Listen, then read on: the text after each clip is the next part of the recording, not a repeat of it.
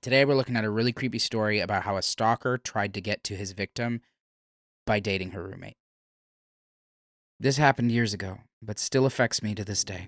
I apologize for the length ahead in advance, but I feel like I have to tell the whole story. The summer after I graduated high school, I was still living at home. I was up late one night, and I was packing for a camping trip with my friends. It was unbelievably hot, and I had the window open as I sat and folded clothes. It was around 2 in the morning, and the next thing I knew, there was a hand coming through the gap in the screen of my window. There was a hand coming through... Let me read that again. There was a hand coming through the gap. This is already a nightmare. I screamed and the hand flew back out. I was stunned, but there was a part of me that wondered if it was my younger brother pranking me. I got up and looked out the window and just saw the figure of a man staring back at me. I have chills. That's literally terrifying. I ran into my brother's room and he was there playing video games. We called the police, who came and searched the area. They found nothing, warned me and my parents to lock the windows and doors, and left. We were all still shaken up, and my mom had a feeling that he would come back. It turns out her mother's intuition was right. She went outside and waited on our back porch. After 20 minutes or so, she saw a man, dressed in black, slink into our backyard along the tree line. He hid behind a tree for a few seconds and ran to another tree and hid there, slowly working his way towards my window. My mom yelled something to him and he took off running. The police came back out again and found no trace of him. He came back that fast? This mom is fearless. I never opened that window again, not even the curtains. I don't think I'd ever open another window again. My parents installed some motion detecting lights, and that seemed to be the end of all that. About 6 months later, my friend and I got an apartment downtown together. We were really excited, as this was our first place of our own. The apartment wasn't exactly the best quality, but it was so fun to be living in the city. The downside is that it was street parking only. After a few weeks, my car was broken into. Nothing was taken, but a single rose sat on the passenger seat. Someone broke into her car and left a rose? This is the type of stuff that's in, horror films.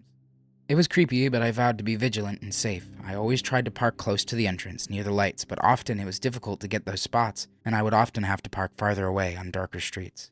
Things quickly began escalating at this point. My car was broken into at least once a week.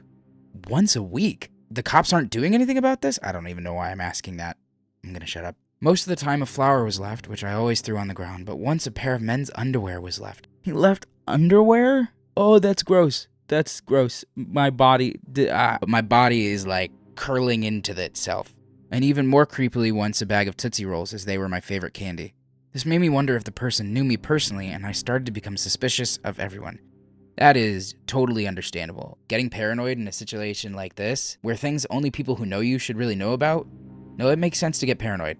There was laundry in the basement of the apartment, and one day I went down to get a load that was finished drying. As I started to fold, I realized all of my undergarments were gone. I'm sorry that I keep, pausing to say something, but this is, insane. Oh my gosh, the crazy thing is this stuff happens, a lot. Another week, I had a male friend over from school, and his tires got slashed during the visit. By that time, the first letter had arrived. I had already started making plans to move elsewhere. The letter described a love for me that had been going on for years. He noted things that proved he had been watching me closely. I'm trying to think of, what to say, but I don't have words. Me and you both know that this stuff is horrifying and is terrible, so I'm just gonna keep reading. I was able to arrange for another friend to take over my lease, and I moved in with another friend on the other side of the city. It was a secured building and had an underground parking garage that was only accessible to tenants. It felt much more secure, and the extra money spent was well worth the peace of mind. Things were quiet for a few months, and then my roommate got a boyfriend. Oh my god. Most of us were wary of Ashley's new boyfriend from the beginning. Ashley was thrilled. She had never had a boyfriend and really felt like he was her Prince Charming. Matt was on the quiet side and always seemed to be sporting an uncomfortable, leering smile. It was difficult to carry on any sort of conversation with him because he would always make it weird with some random facts that were completely unrelated to what we were talking about. I had deleted my MySpace when the initial stalking began, but I created a dummy account to learn more about Matt. It didn't look like he really knew any of his friends in real life. They were only pictures of himself, and the rest of the information was vague. I always find it amazing when people are able to comb through other people's social media and just immediately pick out off details. My friends and I gently tried to discourage her from seeing Matt. He technically hadn't done anything wrong, but he was just so strange. She would immediately get defensive and would shut the conversation down. Matt started to spend more time at the apartment, and I found myself finding any excuse I could to avoid coming home. One day I came home from work and found Matt on my couch, alone, drinking a beer. Ashley had been called into work, and she told him he could just hang out. I was furious because I didn't want to spend any time with him, so I grabbed a beer and a snack and headed off to my room and shut the door. Oh no, she's alone in the house with Matt. What bothers me about this whole situation is that the friends are reaching out to Ashley and telling her that they're not comfortable with Matt. And Ashley seems to not care that they're uncomfortable. Like, I get that you can't force your friend to break up with someone, but when your friends openly tell you, hey, your boyfriend makes us uncomfortable, and you're still willing to be like, yeah, you know what, my boyfriend can just be at the apartment even when I'm not there, I don't feel like that's very fair to the other roommates. About 30 minutes later or so, he knocks on my door and suggests we watch some TV and get to know each other better because we both loved Ashley. Oh, please don't go out and talk to him. Please don't. I didn't want to, but decided that maybe I needed to give it a try. Oh, no. If you're uncomfortable, it's okay to just be uncomfortable. You don't owe anyone anything, especially if, no, you don't owe anyone anything. He put on a movie, and I tried to just focus on the movie because I didn't want to talk. At one point, I glanced over to Matt, and he was staring at me with a smile on his face. I snapped a "what" at him, and he just continued smiling and said, I just can't believe it. Believe what? I asked. He said nothing and went back to watching the movie, still smiling. Oh, this is bad. This is very bad.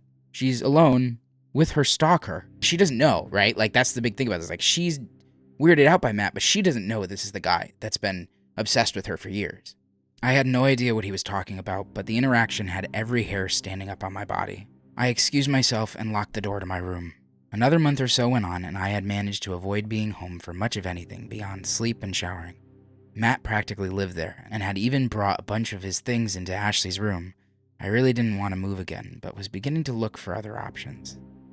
Okay, Ashley, obviously she's able to tell that her friends are uncomfortable, but she is so blinded by how happy she thinks she is in her relationship that she's willing to compromise her friends.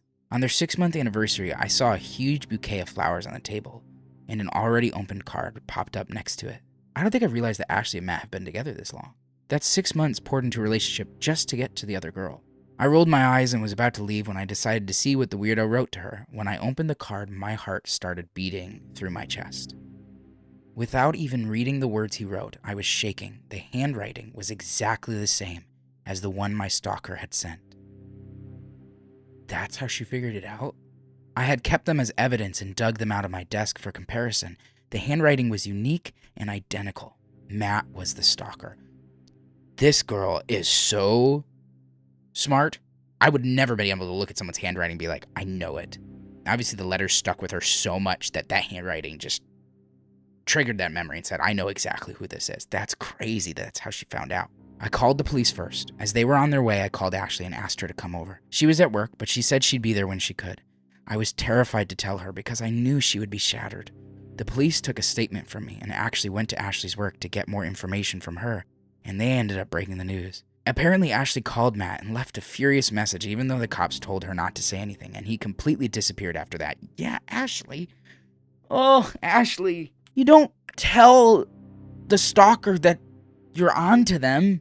Like, I get that you're mad, but, like, you just screwed your friend's chances of potentially catching the stalker that's been obsessed with her for years. There was no Matt or anyone matching his resemblance at the place he said he worked. Ashley had never been to his apartment because he said he'd been staying with friends while trying to save money for a trip to Europe. His family lived out of state, and she had never met a friend of his because he said they had a falling out because he was choosing to spend so much time with Ashley. It was all lies, and in the end, she was dating a stranger. We don't even know if Matt was his real name. Like, I get that this sucks for Ashley. Months and months of building a relationship that she had really thought meant something is down the drain. But she put herself before her friend. If one of my friends is genuinely uncomfortable with someone, me leaving them alone with that person is just totally unfair. And on top of it, compromising an investigation because I'm angry, and even potentially their safety. Like, we don't know this Matt guy. What if when he found out, got angry and went after either of them? The cherry on top of this whole thing was when we went through Matt's things. He had left everything when we disappeared, and Ashley and I decided to go through it all. There was a duffel bag that was full of gym clothes, but in one of the compartments there were about 10 pictures of me. All were taken from far away, with the exception of one of me sleeping. He was watching her sleep and got a photo of her. The sheets were current, so I knew it had to have been at the current apartment before I started locking my bedroom door. A few pictures dated back to before the incident at my parents' house, which made us link that that was him as well. A Starbucks lid with my red lipstick marks, a necklace I hadn't even noticed was missing, a few other random sick souvenirs. He took photos of her sleeping, he stole her jewelry, and even garbage that had her lipstick on it. Oh dear God, this dude is a sick man. The police never tracked him down. I decided to accept an opportunity overseas that I had been considering and got the hell out of there. Unfortunately, Ashley and I quickly drifted apart. She had a really hard time accepting that her first love was a complete psycho. I think I had some underlying anger, maybe misplaced, for believing all of his lies and letting him into our lives. I don't know what his endgame was. Would he have tried to hurt me, or was he simply content with being in my world? I'll never know. Being stalked changes you. Even when I lived across the world, I looked over my shoulder everywhere I went. I still have no social media accounts attached to my real name. I'm married with children and know that he moved on to torment some other poor woman. But every time I visit my hometown, I am tense and keep a low profile. Part of me will always worry that Matt will resurface again. I mean, I'm happy that she has a family now and that her life has moved forward. But this kind of stuff is extremely damaging. Like she says, being stalked absolutely changes you. And the fact that her and her friend didn't really stay friends, that makes total sense. I mean, I get that she was concerned that some of her anger towards Ashley is misplaced. I don't know. It sucks for Ashley too, but at the same time frame, I just don't have a lot of sympathy for her. Sorry. If your friends truly care about you and you think that they're good friends, you should consider that maybe what they're saying is true. On top of that, don't put your friends in uncomfortable positions. Yeah, I think that's it for me. Bye, guys.